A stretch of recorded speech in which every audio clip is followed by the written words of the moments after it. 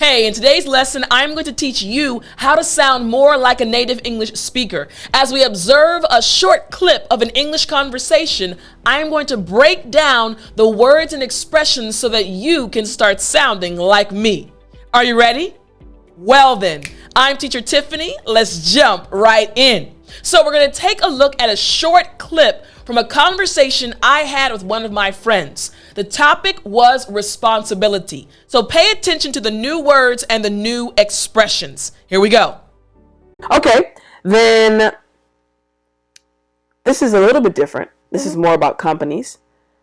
Still dealing with responsibility, but what should companies do to protect the environment? Basically, what responsibility do companies have as it relates to the environment? You know, nowadays we're talking about the green, green peace and all that stuff. So, I mean, the first couple of things that pop into my head is just not using as much paper so that we don't cut down as many trees, so we have cleaner air.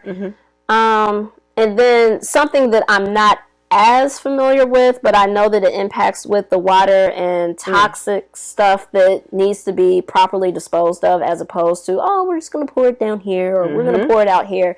So those are things that I think companies should take into consideration. Ways to properly dispose of toxic chemicals that they may use when they make certain things, and reducing the use of paper. So I guess that's kind of a way that technology has helped. Yeah. Because you don't have as much of a paper trail. That's true. And then if something happens like with a fire or natural disasters, then it's in other places, so you don't absolutely lose everything. Yeah.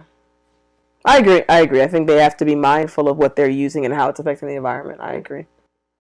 So that was a short clip from our conversation, but you notice there were so many new words and expressions that we used very naturally. So I'm going to break down some of those expressions and words to help you sound like us. So the first part of the conversation, this is what was said.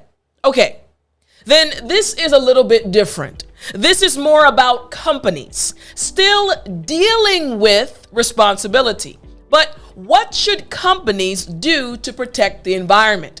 At this part of the conversation, I was asking my friend Chanel, I wanted to know her opinion. But notice I used dealing with.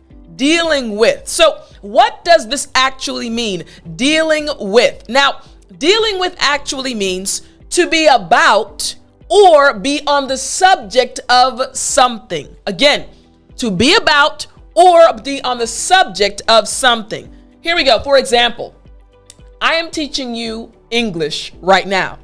So this lesson is dealing with or deals with English, and teaching you how to speak English fluently is my purpose, right? This lesson is dealing with English. Makes sense, right? So look at this. This English lesson deals with English. Here's an example sentence. Her new movie deals with the relationship between a woman and her sick daughter. The movie is connected to the subject of the woman and her sick daughter. Again, in English, we say dealing with. This lesson deals with English. Makes sense, right? So the next part of the conversation was also very important. In the next part of the conversation, this is what was said. Basically, what responsibility do companies have as it relates to the environment? You know, nowadays we're talking about the green, green peace and all that stuff. So, you see, I was still breaking down the question for my friend Chanel. But in my breaking down of the question, what did I say? As it relates to. Again, what you're learning the expressions, the phrases, the words that native English speakers use in natural conversations. And you need to start using them as well. So, as it relates to. What does this mean? Relate to. It means to connect something with something else. Again, connecting something with something else. For example, they didn't relate their symptoms to the food they'd eaten the day before. Again, they didn't relate or connect their symptoms to the food they'd eaten the day before. Now, I want you to stay until the end because for story time, I'm going to tell you a story about the first time I ate beef. Trust me, you don't want to miss the story. But I also want to explain something more about this expression, relate to. Again, they didn't relate their symptoms to the food they'd eaten the day before. So real quick, I'm going to give you an extra story. Relate to. This happened when I was still at my parents' home, about maybe 6 months ago. Again, I was building my business, so my parents were letting me stay with them. And we were still in the midst of the pandemic where COVID was very rampant. A lot of people were getting COVID. Now, I've been staying with my parents, and I mainly stayed at home because I was working very hard. But one day I started getting really cold. It was the summertime, but I was walking around the house wrapped in a blanket, and I felt extremely cold. And I would ask my parents, "You guys aren't cold?" And they said, "No, we're not cold." Now remember, I stayed at home mainly, so I didn't really think about COVID. I had seen a friend or two, but I didn't put two and two together. There's another expression for you, two and two together. I started getting cold. I lost my appetite, and I started having other symptoms, but I didn't actually relate my symptoms to COVID. You see, I actually did catch COVID. Maybe it's been a year. It might have been a year ago, but I caught COVID, and my symptoms, I didn't relate my symptoms to COVID. But eventually I found out that I did have COVID. I made it through. I'm okay, but I didn't relate my symptoms to COVID, right? I didn't relate my symptoms to me catching COVID from my friend. Makes sense, right? Relate to. Now, I'm going to continue with the conversation and explaining the other expressions. But if you're enjoying this style of learning new words and understanding new expressions, check out my YouTube channel, English Vocabulary with Tiffani.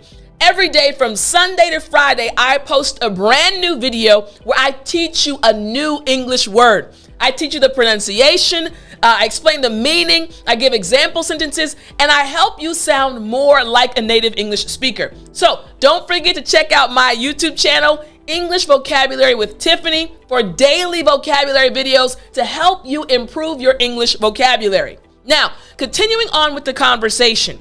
The next part of the conversation went like this. The first couple of things that pop into my head, not using as much paper so that we don't cut down as many trees, so we have cleaner air. Now, my friend Chanel started answering my question, and this was part of her response. Notice, though, that she said, pop into my head. So pop into my head. This just means to suddenly think of something. Suddenly something pops into your head. Suddenly something comes up in your mind. Here's an example sentence. All at once, an idea popped into her head. Suddenly she started thinking about something. Now I'll tell you about a time when this happened to me. Something popped into my head. So I was in grad school in South Korea, and I was studying Oriental painting. And it came to the end of my studies where I had to take an exam. The exam was going to be all in Korean plus Chinese letters. It was a difficult exam, and I was on my third time. The first 2 times I had failed. So I walked into the test room, and there were about 100 students, including me, waiting to take the exam. The teacher placed the exam in front of me, and we all waited for the instructions to start. Finally, the instructions were given, and we took the test, and we turned it over. And I could hear pens writing behind me almost immediately.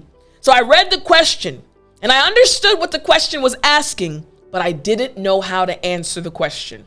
And I suddenly started to panic. Why? It was my third time, and I didn't know how to answer the question. I started praying, God, please help me. This is my third time taking this test, and I started getting very stressed, and all of a sudden, the answer popped into my head. God had helped me. He had answered my prayer, and I knew the answer. It popped into my head, and I started writing. And I passed. Praise God, I passed that exam. But you see what I'm saying, right? I didn't know in the beginning what the answer was. My mind was blank, but suddenly it popped into my head and I started writing the answer. So again, pop into my head. It means to suddenly think of something. Now, what about the next part of the conversation? In the next part of the conversation, this is what was said. And then something that I'm not as familiar with. Familiar with. What does this mean? Familiar with. So, familiar with means you know it or you know about it because you have learned about it or experienced it before. For example, if I say 5 W's, what am I referring to? Who, what, when, where, and why. Exactly. You know the 5 W's method because you've seen my English lessons about the 5 W's method. You are familiar with the 5 W's method. Exactly. You have experience with it or you know it because you've learned it before, the 5 W's method. We say familiar with. Here's an example sentence. The author assumes that his readers are familiar with certain basic ideas. Makes sense, right? He thinks they've learned about these ideas or they've experienced them. In English, we say familiar with, just like you are familiar with my 5 W's method. Who, what, when, where, and why. Now, in the next part of the conversation, continuing, this is what was said. So those are things that I think companies should take into consideration. Ways to properly dispose of toxic chemicals that they may use when they make certain things and reducing the use of paper. Again, Chanel was continuing and giving the rest of her response, but she said, take into consideration. Take into consideration. Now, this just means to think about something before one makes a decision or forms an opinion.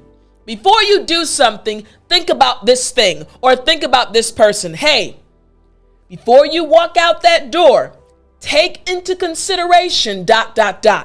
Or before you do this, take into consideration, think about this person or think about this thing. Take into consideration. Here's the example sentence. We will take your experience into consideration when we decide who will get the job.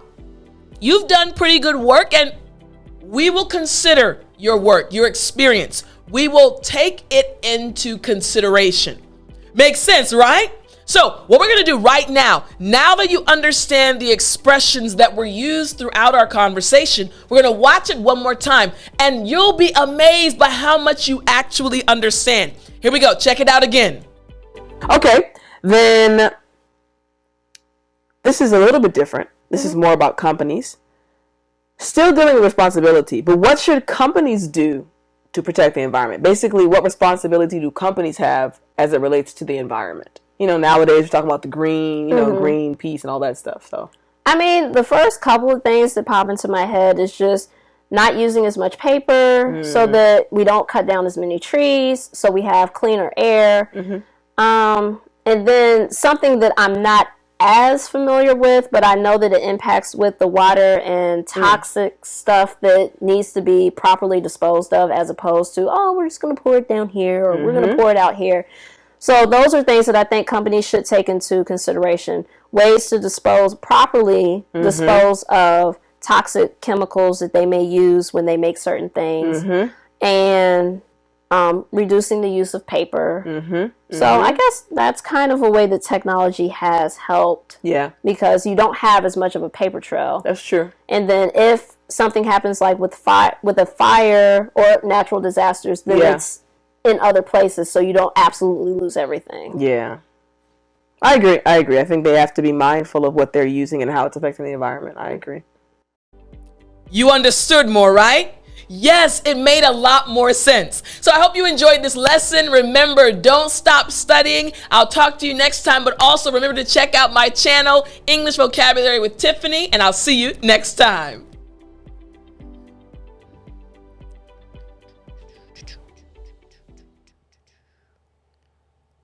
You still there? You know what time it is. It's story time. Hey, I said it's story time. All right.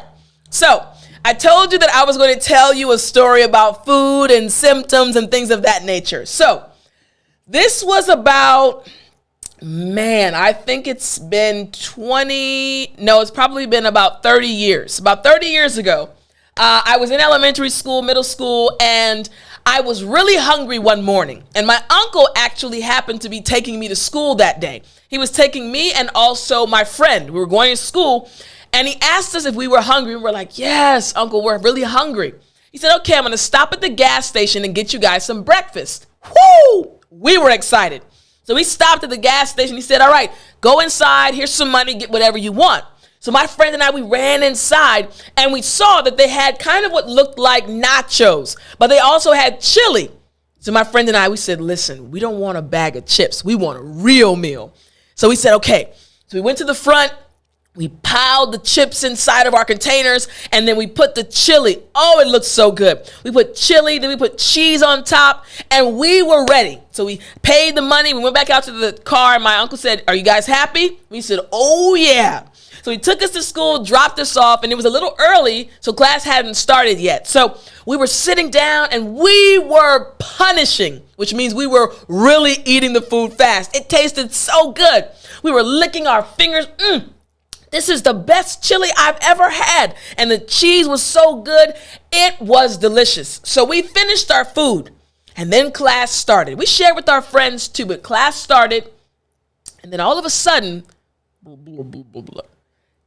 our stomach started to feel a little weird. We were like, whoa, what is that? We were trying to stay focused in class, but our stomach started making more noise. And all of us as a teacher, I need to go to the bathroom. I don't know what's going on. My stomach was killing me.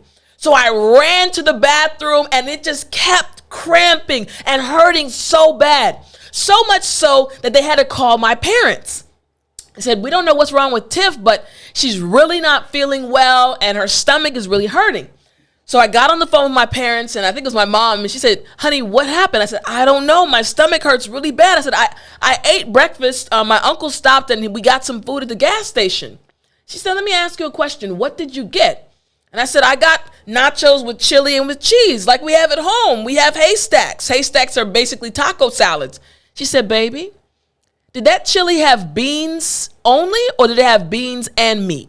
I said, oh, no, mommy. They have beans and meat like we have at the house. She said, honey, was the meat vegetarian? Because we're vegetarians. We ate fish, but we ate fish and turkey, but we mainly didn't eat any beef or anything like that. I said, no, mommy, I think it was vegetarian chili. She said, baby, they don't have vegetarian chili at gas stations. You just had beef. Now, up until that point, I had never had beef before in my life. She said, honey, I think you have food poisoning. And that's exactly what happened. You see, my body wasn't used to beef. Now, my mouth, listen, it was delicious. But since I was not used to eating meat, the moment I ate the meat, my body started responding negatively. So, of course, I had to, go through the process of getting it out of my body, of course.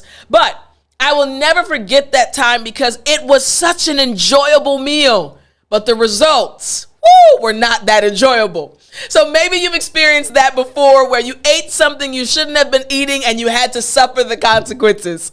I hope you enjoyed this story. I will talk to you next time.